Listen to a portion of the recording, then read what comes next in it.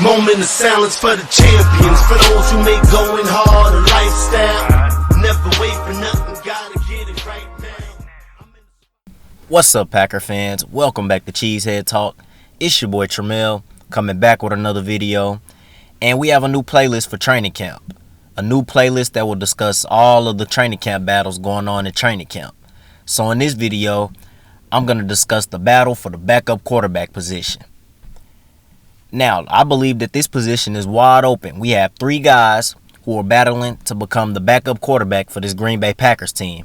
Now, obviously, you know Aaron Rodgers is the starting quarterback, but who's going to be the backup quarterback for this team? We have Shawn Kerley, Tim Boyle, and Manny Wilkins. Who's going to be the backup quarterback? And they're battling it out in training camp right now. Let's start with Shawn Kerley first. Shawn Kerley was the Green Bay Packers backup quarterback last season, and now the job is wide open due to the way that he played last season. And he's now entering his third season in the NFL, and he struggled in his first two seasons. He started his rookie year out in Cleveland with the Cleveland Browns, and he really struggled. He had 11 touchdowns, 22 interceptions. He completed only 53% of his passes, and he had a passer rating of 60.5. So he really struggled in Cleveland.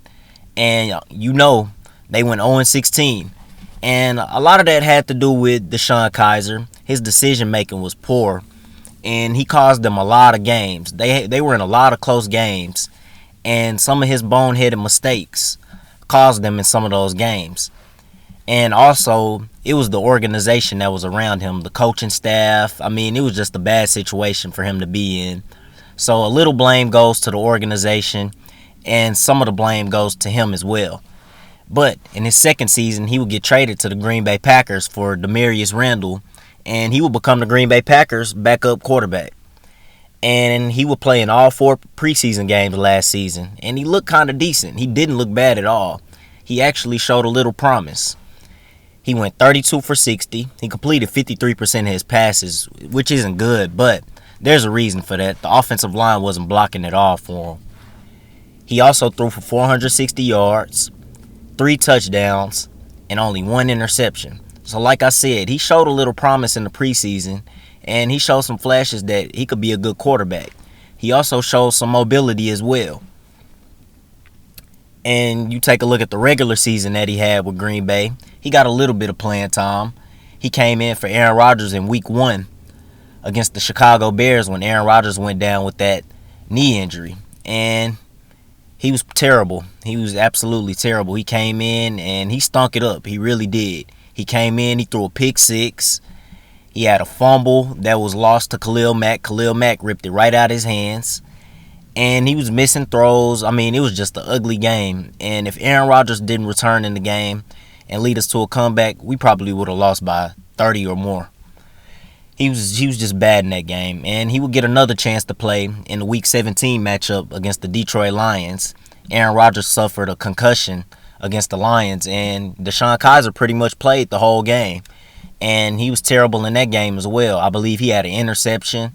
He took a lot of sacks, and he just showed that he's not ready yet. He's not ready. It might be the situations he was in. Like I said, in Cleveland, he was in a bad situation. And last season with Green Bay, it might have been the offense that he was in with Mike McCarthy, the offensive scheme that we had with Mike McCarthy. You know, it was a stale playbook. It was a stagnant offense. So maybe that changes with Matt LaFleur as the new head coach. And we have a new offensive coordinator as well. So we'll have a totally new offense. And maybe that'll change with the new offensive system that we have. We'll see what happens in training camp and in the preseason. But what's going down in training camp for Shawn Kerley? On day 1, he pretty much struggled. He had a bad day 1 in training camp, and he made a lot of mistakes. I know he threw an interception straight to Kyler Fackrell when it was a double coverage play. And you look at day 2, he was pretty quiet on day 2. I didn't really hear much about him on day 2. But day 3, he had an excellent day. He was absolutely excellent on day 3, and he was named one of the standout players of the day for day 3. So Shawn Kerley does have some talent. The thing is, he has to get rid of those boneheaded mistakes that he makes. And if he can get rid of those, he'll be a solid quarterback in this league. And if he could show something in preseason and in training camp, he could possibly be the favorite to win the backup quarterback spot, and he can keep that backup quarterback position that he had last season. Moving on to the next contestant, we have Tim Boyle. Tim Boyle was the Green Bay Packers' third-string quarterback last season, and he didn't get to play in a regular season game last year, but he did play in 3 preseason games. And I think he was pretty decent. I know he had a low completion percentage. He only completed 49% of his passes. He was 26 of 53, but there was a reason for that.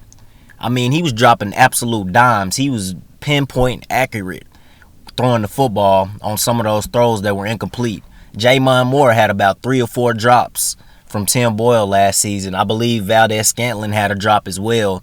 It was a lot of drops coming from Tim Boyle, and those passes were on the money. He can throw the football. He really can. The only thing is he's really not mobile. He's not a mobile quarterback at all. He can't really move. But you look at his stats. He had 3 touchdowns, 2 interceptions, and he had a passer rating of 69.2. Now, those 2 interceptions came in one game against the Kansas City Chiefs. That was the very last preseason game of the season last year. And those interceptions that he threw were kind of boneheaded. One of them was an overthrow, and it was picked off by a safety. And then the other pick that he threw at the end of the game was straight across the middle. He just didn't see the linebacker, and the linebacker picked it off. He read it like a DB. But Tim Boyle, he has some potential. If he can get rid of the mistakes, and if the receivers can catch the ball, he has a chance of becoming the Green Bay Packers' second-string quarterback. And let's take a look at what he's done in training camp. He also struggled in day 1 of training camp. He and Deshaun Kaiser pretty much had bad days on day 1 in training camp. He threw an interception on one of his drives. And then day 2, he redeemed himself. He had a pretty good day 2. And it was reports that he was looking pretty good on day 2. And on day 3, I really didn't hear much about him. It was a quiet day for him. But he also has a chance to become the Packers' backup quarterback for the Packers. And like I said, this position is wide open. It just depends how they perform in training camp and in the preseason. Moving on to the very last guy on our list that is competing for this backup quarterback position. My favorite guy, the guy I want to win the backup quarterback position, the guy I'm rooting for, Manny Wilkins. He's undrafted out of Arizona State, and he suffered a torn ACL injury on December 15th last season in college football, and I believe that's the reason why he was undrafted. I believe if he never got hurt, he would have been drafted, and he probably wouldn't have landed with the Green Bay Packers. But Manny Wilkins is very talented, and I liked watching him at Arizona State. He's very talented. He had 52 career passing touchdowns at Arizona State, 23 career interceptions. He completed 63% of his passes, and he can also run the ball. He's very mobile. He had 1,035 rushing yards and 20 rushing touchdowns. So this guy's an all-around quarterback. He can move, he can throw it. I love this guy a lot. And he's having a great training camp. This guy is really having a great training camp. Matt LaFleur has a lot of great things to say about him. The Packer reporters have a lot of good things to say about him. He's absolutely tearing it up at training camp. And I think he's going to make this 53-man roster. I'm not sure how many quarterbacks the Packers are going to keep for the 53-man roster, but I really believe that Manny Wilkins will make this 53-man roster. And he could possibly be the backup quarterback. He's looking good in training camp, and we'll see what he does in the preseason. But I'm rooting for this guy. I really like this guy, and I think that he has a higher ceiling than Deshaun Kaiser and Tim Boyle. That's why I'm rooting for him. And like I said, I enjoyed watching him when he played at Arizona State. And I just think he has a higher ceiling than both of the other contestants. So we'll see what goes on for the rest of training camp.